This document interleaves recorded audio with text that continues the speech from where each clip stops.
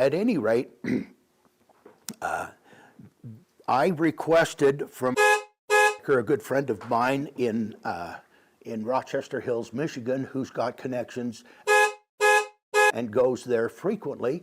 And well, at any rate, was able to reach out and get a host of documents for me. I said, I want everything that you can find on all the 39 series engineering cars and all that you can find on the ES series engineering cars, and I want to compile all of this information. Well, he sends me hundreds of documents, and I'm not a good reader, and I'm not a quick reader, and I've got to read through them 2 or 3 times, particularly when you have to put your engineer mindset hat on in order to even try and figure out what they're talking about in these 1 and 2 line descriptions of what the interorganizational letter content is about. At any rate, I was able to learn a tremendous amount of information on 3950, which is car number 1, 3951, which is car number 2, and ES127, which is car number 3, and 3953, which is car number 7. Now, as far as ES128 and 129, I haven't been able to come up very much, very limited coverage there. But it brought to mind all of this research 10 or 15 years ago. Lauren Lundberg, who is since deceased, but quite a Corvette historian out of Arizona, he and I were talking about a car that was at this restoration shop in Oklahoma. And this goes back to car number ES127. This car number 3 was found by Les Bieri, Howard Kirsch, and John Amgort. They bought it in 1987. They took it to Howard Kirsch's location in Oklahoma and began the restoration on that car. Based on that, Lloyd Miller, who runs the restoration shop,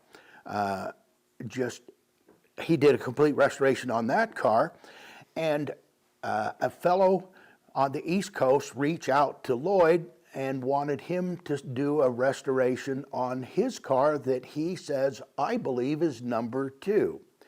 At any rate, he took the car out to Lloyd's shop, and Lloyd did some work on it, and Lloyd had trouble collecting from the guy on the first stage of restoration work that he did, and then, so the car got pushed off a bit to the side and kind of shelved. But with that being said, this fellow managed to buy a car out of the Howard Kirsch collection, who left the car at the shop, and he took this other 53 Corvette back to the eastern part of the U.S. Fast forward, I get thinking about this car, and John Amgort went to Tulsa and he looked at the car in question that was left there for restoration. Lauren Lundberg, he went and looked at it. With his research in these documents, he had it boxed into the prospects of it being one of the NASCAR race cars. There was a 55 Corvette with serial number 399 and a 53 Corvette number 211. Those were either donated or sold for $1. However, General Motors does it to make it eligible for Bill Frantz of NASCAR to take possession of these cars and get a little bit of NASCAR exposure, because they thought they were going to implement a good sports car class within NASCAR. Well, Lauren had it boxed in his mind that potential car number 2 was this NASCAR car, and he couldn't put a open-minded mindset to it. And he called me and told me the rundown on what he'd run across. And I says, I've got some suspicions here on what you're talking about here. And I went back and I looked at some of these work orders that I had prior to the ones that I just recently got. And let's step back. Car number 1, when it came off the line, went directly into engineering. And then on the 9th or 10th of July, the car was just a little better than a week old. They brought it into the experimental garage and invited a host of engineers to come over and pick the car apart. What features do you find on this car that are not satisfactory for a production automobile? And boy, they started coming up with a host of items. Well, the one thing among a host of items that they had objections to was knee room, inadequate knee room. Well, I'm trying to figure out what is knee room. Are you clunking your knee on the extension of the dash when you climb in and out of the car? Your knees aren't hitting the dashboard when you're sitting in the car. Well, what it was is that they couldn't get their fat legs between the seat and the steering wheel as they're climbing in to sit in the car. And so that was one of the items that they complained about on these 22 line items. And after they complained about these items, they took it back to experimental. They made these modifications to see which modifications were justified and which would be implemented into a production and the production line, and those that were not necessary for production car usage.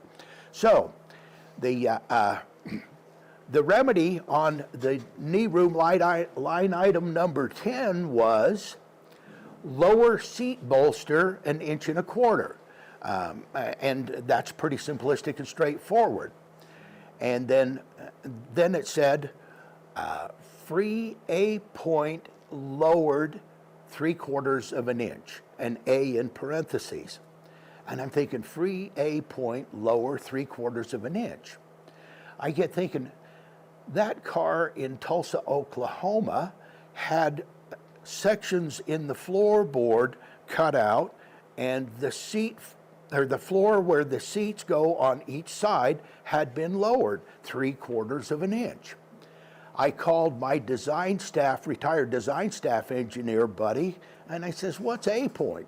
He says, "Well, that's the platform where they build the seat from, you know." And I said, "So free A point?" He says, "For Harley Earl, he was a tall man." He says, "We had to take some of these cars. His head would be hitting the headliner on these cars, so they would lower the floor pan." He says sometimes they'd even cut into the frame and put a dish provision for his lanky butt to go into so that he could fit into these cars. But it did happen, but that gave me the explanation of why that was that way. Well, based on that, I concluded that the car that was in Oklahoma had to be car number 1.